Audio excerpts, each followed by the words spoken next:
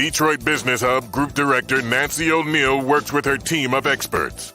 Listen to conversations with business professionals to discover the latest business innovations, insights, and trends. Find out what's hot and what's not in today's business market. Hi, everyone. Good evening. Welcome to the late night edition of Detroit Business Hub Group podcast. I'm so glad that you were able to join us this evening. Before we get started in tonight's topic, let's take a look at our most updated membership video.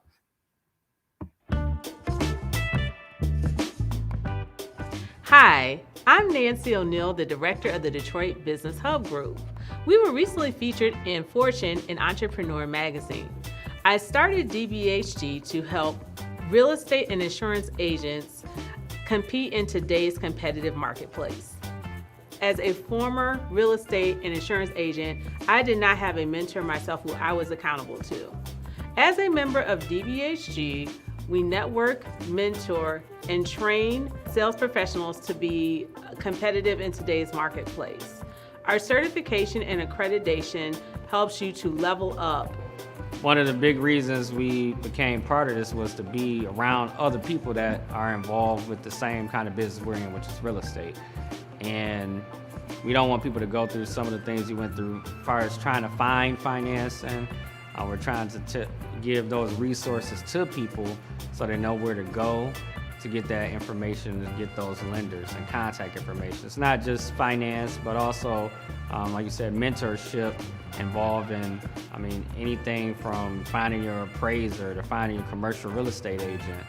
I believe with the mentorship program, you can really catapult yourself into a long-term successful career as an insurance agent or real estate agent. As a DBHG member, you receive access to experienced business coaches in your industry and coaching sessions, access to capital, access to DBHG mastermind coaching sessions, access to DBHG podcasts, access to webinars, in-person seminars and workshops, access to our DBHG certification and accreditation programs, and networking opportunities with like-minded professionals in your industry. There were a lot of things that we learned along the way, and it was a great tool for us to come here. And I think it's beneficial for the people here that don't know about how to go about purchasing and all the resources that are out there to get that information from someone like me that can make their journey easier for them, that they don't have to reinvent the wheel. So what Detroit Business Hub Group means to me is connecting with other business owners and professionals through a network of peers so we can all learn and grow together. Ideally, we all learn to do business together as well. Networking is so important because we all need to learn to build and grow together. Networking is the lifeblood of any business. After all, if the consumer doesn't know about you, how can they do business with you, right? So somebody told me once before that if your phone isn't ringing, you're not in business. We all need to keep our phones ringing. Mentorship is so important because we all have to learn and try to shorten the learning curve as much as possible so we can gain success faster. Anybody who's experienced success has also experienced failure. So the idea is to try to shorten the learning curve to get to the point of success faster and easier. If we don't need to reinvent the wheel, if there's mistakes that we know other people have made, let's learn from that and try to avoid those same mistakes. Yes, I'm working with DBHG. We have an event coming up January 22nd, and we are launching an investment club, and I'm excited about it. I just want to give everybody an opportunity to be able to build wealth and leave a legacy to their family as well. So this would be feel like with the opportunities that I have in front of me, that it'll be profitable, we'll do very well, and everybody will be happy. I'm going to be telling my story, some of my strategies, and things that I did to build my real estate portfolio, and then also launching the Real Estate Investment Club. A lot of professional networking from a real estate perspective. Today we have a commercial seminar, very informative, met a lot of different professional people in real estate, investment, a lot of investment consultants. So overall, in my last year, it's been a very positive networking experience. Networking is the lifeline, the blood of it. This is a relationship-based business. That's the bottom line. You're only good as your name, and people is what they view you as. So, networking is very important. Relationships are always key with anything that you do. You find out that the recommendations of some people, that a lot of the banks use the same people. A lot of the real estate agents go to the same people, and because they know their work and they trust that they're going to be honest with their evaluations of different things. So where like-minded people come together for one common goal, and we are heavily, focused on community service, and that's what really the organization is really roots, and what we're rooted on is actually helping the community. That's one of the big things of us getting involved with commercial development, is to try to redevelop our communities. That's what this whole thing is really all about. Minority business owners today need mentorship, training, and networking opportunities. We provide that with DBHG.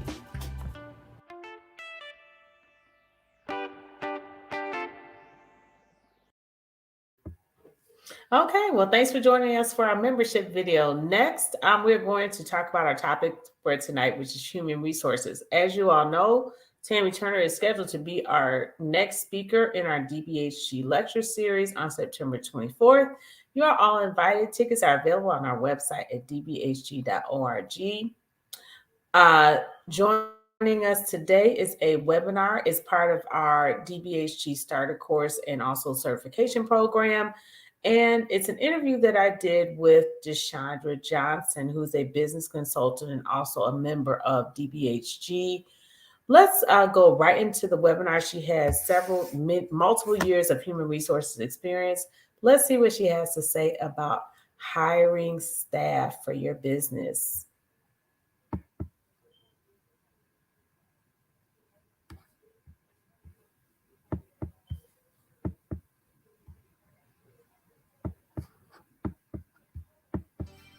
What are future employee or organizational flow charts important to this? So important. Well, talent is the most important part of the business, and either your talent, meaning your other business partners, or talent as far as employees, business can't run without them. So with that being said, it's important for them to know what is your plan for the organization, so they want to come on board. No one wants to work for a company that doesn't seem organized or doesn't have a great idea. I just in our COVID-19 TV time, I actually spent some time watching a documentary about Hugh Hefner. And I thought it was really interesting from a business standpoint, right? Of course, everyone thinks He's a business genius. right? Everybody thinks Playboy, and they think Playboy the glamour, but what he did, his business plan, is he got people excited about what he was doing at a time which nobody was doing what he was doing. And that is to speak to his ability to put together his operational plan, his financial projections. And I can only imagine, even though he wasn't specifically business savvy, he brought in more people who were smarter than him. And that was the thing that I thought was great, is that he brought in individuals who were the best at graphic design, the best at copy editing, and sold them the idea on, we are about to break the world with this new innovation. And how do we talk about our bodies? How do we talk about ourselves? How do we reach other men? And so he did that, and I think that's what really every business owner should look at, is how do you build your team around you? How do you look at your deficiencies and then plan your operations around that? Because if you know that you're great at drawing, and you're a design house, right? But you know that you cannot add +2 + 2. Don't try to draw and add. Go get a CFO that can work with you. But that CFO is going to want to know, are you what you say you are as far as this business plan? Because I want to be secure in what I'm doing too. So I think it's important for that. But then it's also important from a funding standpoint, because they want to know that you are not just a one-man show saying you're about to start Henry Ford plant by yourself, right?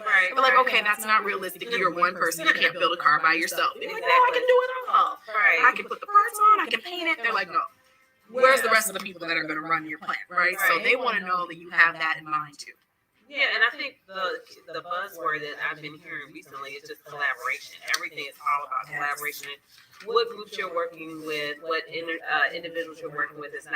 They don't really want the one-man shop anymore. No, it's not. It's not in the collaborative spirit. It does not promote efficiency. And it also doesn't show that you can work with other people either. Exactly. And you also need to be thinking about the future of strategic planning and planning the execution. So it crystallizes communication around the people you're working with, so that you all are on the same plan to grow the business.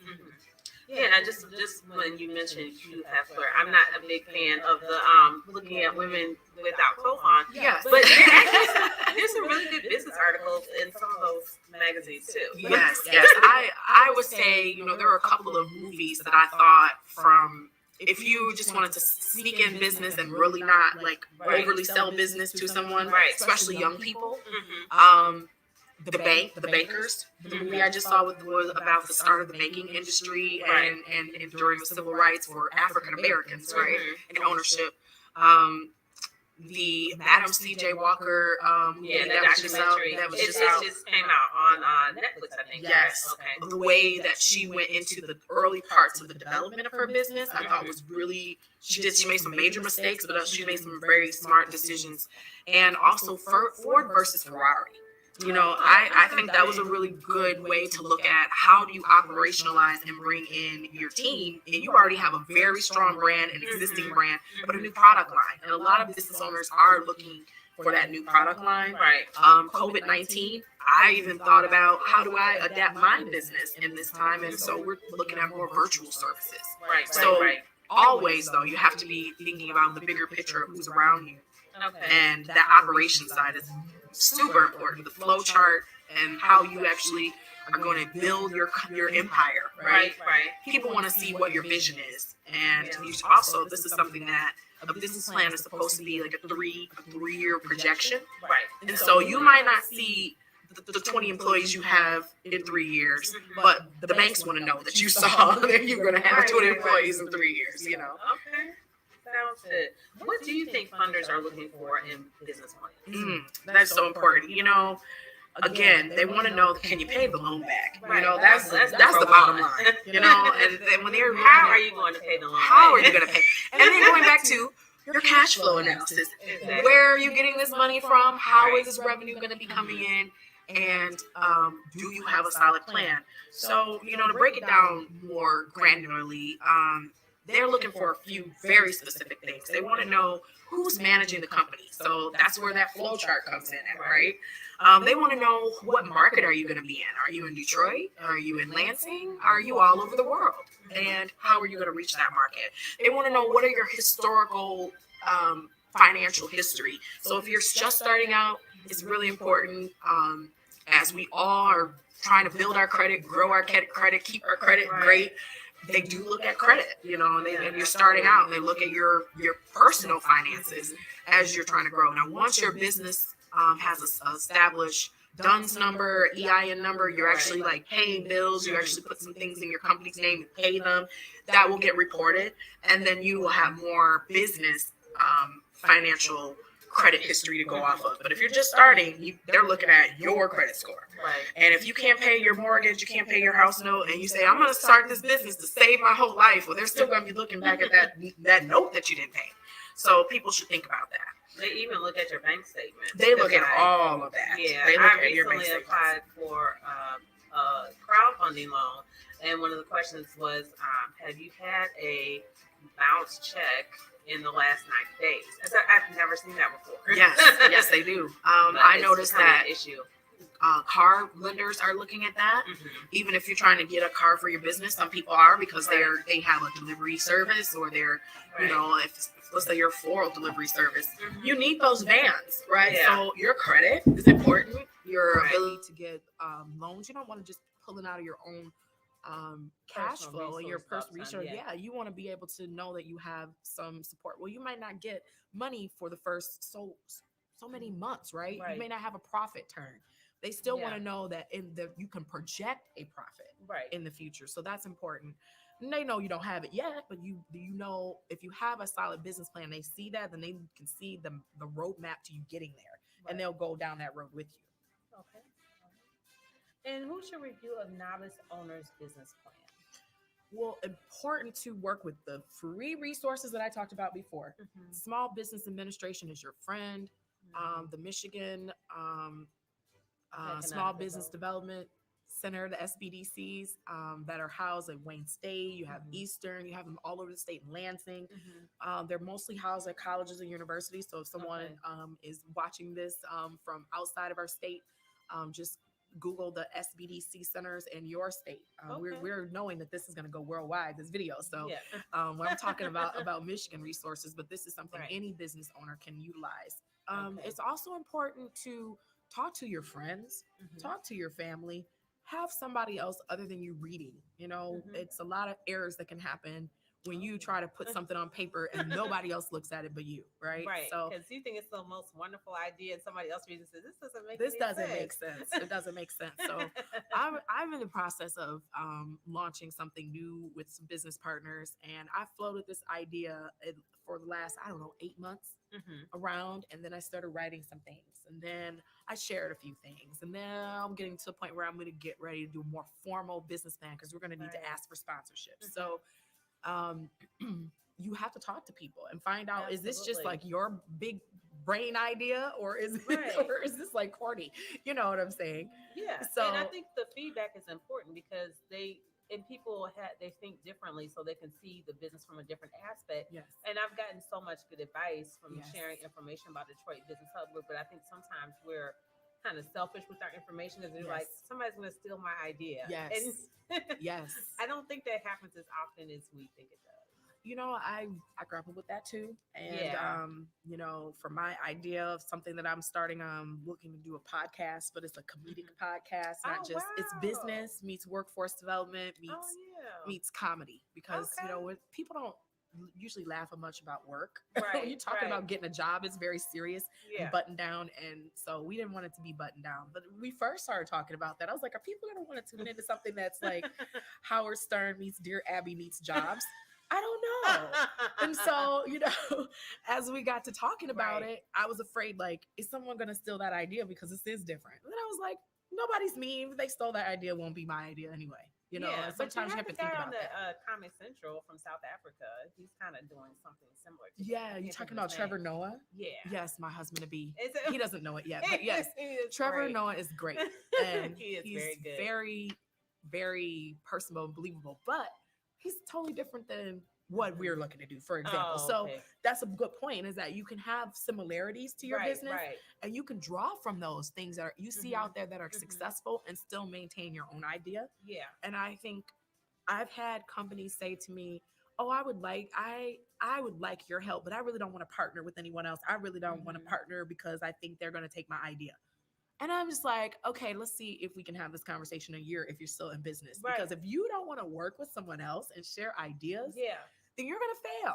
You have to also build up some thick skin because you get a lot of no's in business. Absolutely. So if you're not sharing a business plan and vetting that with people, it's like running for office. Yeah. You got to be really passionate about what you're doing for it to work. You have to be. If people running for office, you cannot be faint of heart, right? And that's also a business, by the way. Running for office is a business. I don't care. Anybody says, when candidates talk to me about running for office, it's the same stuff that we do for business planning. It's the same stuff that we do for running a campaign.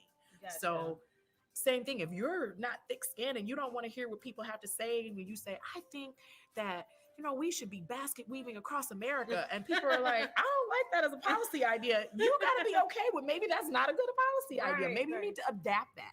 Maybe you say, you know what? I think that it's better to have young people learning how to sew, right? Instead of, I'm just going to basket weave, right? So you can take an idea that you have and revamp it. Absolutely. When you get better feedback. Yeah. I think we're constantly reinventing ourselves. Yes. But I think sometimes we have to take ownership of our own business ideas and not think like, oh, somebody's going to steal it. Well, you have to think like nobody can do it the way I can. Yes. So, and then you don't have to first of all, you only want to be vetting the people that you actually trust. Yes. But the other thing too is that you don't have to share everything. Yes. You don't have to show them the whole picture, but you can just give them maybe the pieces that they're experts in and get their Exactly. Even just having people look at your executive summary, and see mission where do you think? And mission statement is important. Yes. If they don't believe in the mission, then I would say, if you talk to several people and people, they don't understand it, then you might want to relook at it. Exactly. You don't have to get down into the weeds of your full flow chart. Exactly. That's where I would suggest going to SCORE, going to the SBDC, going to those entities that are in the community, that a lot of our economic development, local like Brightmore, CDCs, or the Community Development Corps. That's it. Community Development Corps. We have so many acronyms in our world. Yeah. Those organizations will help a small business owner, a sole proprietor get started. Yeah, and they're not going to steal your idea. They do this stuff all day long. Yes. This is all they do. Yes. No, I tell people is if you're really worried about, your business idea because it's so unique, there's a few things that I suggest people do that is very easy to do. Number one, they should definitely work with the patent office, the U.S. Patent Office. And we have a local one in and Detroit. We have one, yes. Yeah. They're always looking to support, as well as simply emailing yourself your idea. And archiving that email. Okay. So that way you have it in writing, even if it hasn't been patented yet, even if it hasn't been funded yet, you have record that was your idea. I've heard other people say just mail it to yourself. Mail it to yourself. Yeah, you can mail it to yourself. You can email it to yourself, both. And so when I started talking about my podcast idea, I started mailing myself these ideas and emailing myself the ideas back. So that way, if I ever show up in a court of law with Howard Stern and he's like, hey, no, that was my idea. No, it was my idea. I can see it was right there, right? So that's hilarious. Yes. Okay. It could happen. I'm laughing, but yes, that would be a good problem to have. That means I'm all over America. I think like Howard Stern. Okay. Yes. Okay. Let's see. How many years you answered this one already? Yes. You said project 3 years in advance for business plans. Yeah. And then what do lenders look at in a business plan? We talked about that already. What's one thing not to include in a business plan? Ooh. People do too much sometimes. And that's because they want to share so much. Right. You want to share certain things and you want to be detailed, but you don't want to just air all your dirty laundry. Yeah, you want to be succinct. You want to be succinct. So no first person. Okay. There's no I am going to start this. It's right. DRJ and Associates will provide XYZZ. It's so not it's Dichondra. all the time. Never first person. Never at all. And that's where having someone read your business plan to help you pull out any of those first person references. Right. There's also, again, no past dirty laundry. So did you have a business that failed before, and the reason why you started this is because your business partner ran off with your wife, the ex down the street, and they stole your dog?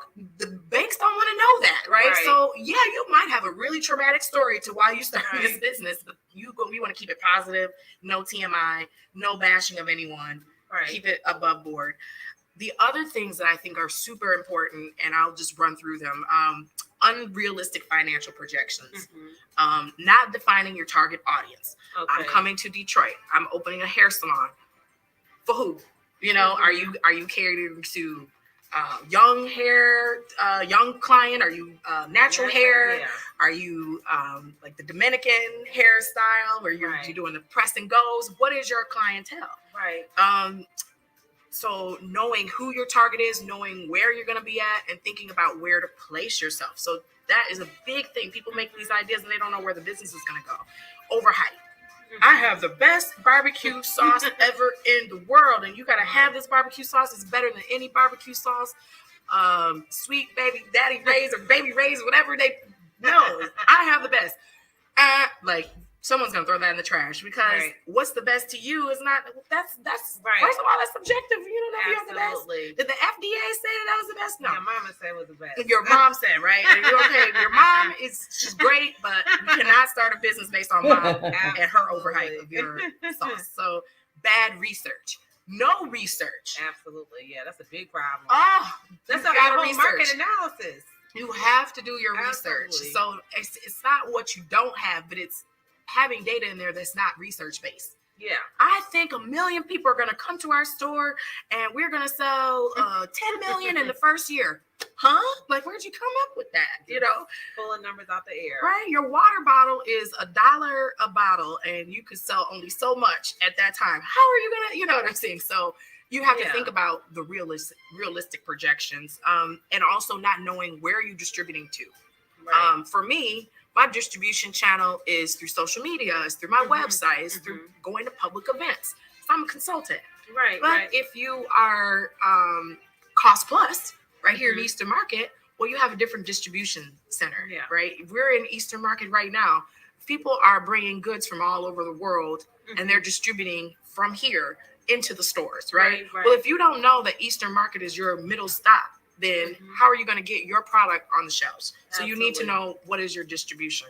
And then also too much information. Like you just went on for 35 years, you have written a dissertation and it is not a book. Nobody wants your book. It should be very to the point. Yeah, succinct. It maybe 10 pages, maybe 8. You know, it just depends on your business. Wow, that's short. Yeah, because I have a business plan template or sample business plan in my book, Fire Your Job, Your Own Boss, and mine's like 25 pages. It might be too long. Well, not necessarily. It just depends, you know. Yeah. And if you're a startup and you're a small business, you might not need it to be. I guess the point is sometimes people feel like they need to write a lot. They're kind of rambling. I see the information they're giving isn't important. Right. It's not even so much about the length, even though some people have 40-page business plans, some people have 10, some people have 20. If you can say what you need to say in 10 because what you're doing is pretty simple, then it's 10. Right. If you need to say it in 100 pages, just let it be very succinct. 100 pages is all I'm saying, you know. Yeah, 100 is pretty lengthy. Yeah, that is like a full out. That's a book. That's a book. But I know who's going to read that. So that's why it's keeping it succinct. And then one writer, one reader is a big mistake. You have to have someone else read it and proof it. So those are, you know, some of the tips that I suggest, as well as Forbes, Small Business Administration, and just some of the other more well-known folks besides myself. Yeah, and a lot of those resources, like you said, new business owners can get for free versus paying a fee. Yes. But I found like sometimes they don't want to do the work up front because writing period is hard work. So then at that point they can hire us or pay a consultant. But you know, the Small Business Administration, not to put us out of business, they offer templates. So just fill in the blanks, you know, and then go to someone who can professionalize it. Yeah. And make it look like the way you want it to look, and you know, formatted and logo development and some of those things. But I think it's important for people to not worry about your logo, not worry about your website, not worry about a brick and mortar until you have a plan, you have a set customer base. Right. And even if you haven't gotten that sale yet, you know where you're going to get a sale from, or can kind of map out like the first few months of how am I going to sell what I have, and then grow from there. Yeah. And if a business plan has to adapt and change over time, that's fine. You don't have to stick to what it said in the plan. Right. You have to adapt the plan. Yeah. Well, thank you so much, Dichondra. Any last comments you want to leave? Words of wisdom? You know, owning a business is difficult, but it's rewarding. And just like anything that you do in life, if you don't set a plan and know where you're going, and with that plan, it's not going to be successful. No matter if you're an athlete and you're planning to, you know, get into the Olympics, right? They set a plan. They have a plan for how fast they need to be, what records they need to break, what type of food they need to eat, how do they need to train, what type of equipment they might need, and all of that. They plan for it, right? Absolutely. Well, business owners, you have to plan just like sports is planning, just like, you know, artists plan, right? And put together a concert. How's that concert gonna look? Right. Who's gonna come? What are you gonna sing? What musicians do you need? Right? We sit down, we see a great concert. There's a lot of planning that goes in place, right? So just like all of those things that we enjoy, businesses have to do the same thing. Yeah. And once you have your plan A plan B never hurts either. Yes, plan B, C, and D. You can even have a disaster plan. Like yes. I also tell people, if you have 50 ideas, that is not one plan. Right, absolutely. That's how sometimes you can have a plan too long, is because yes, okay, you want to do hair, but now you also want to start a dog walking business. Right. You can't add the grooming of people with the grooming of the dogs, dog walking in the same business plan. It's not the same business plan. Absolutely. Now you have two separate businesses. Absolutely. Yes. Sounds good.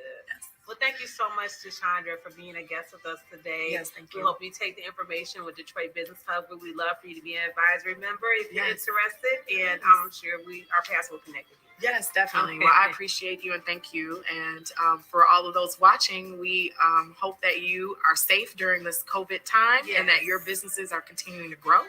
Yes. And check us out at DRJ and Associates online. That is our website, DRJ and Associates online.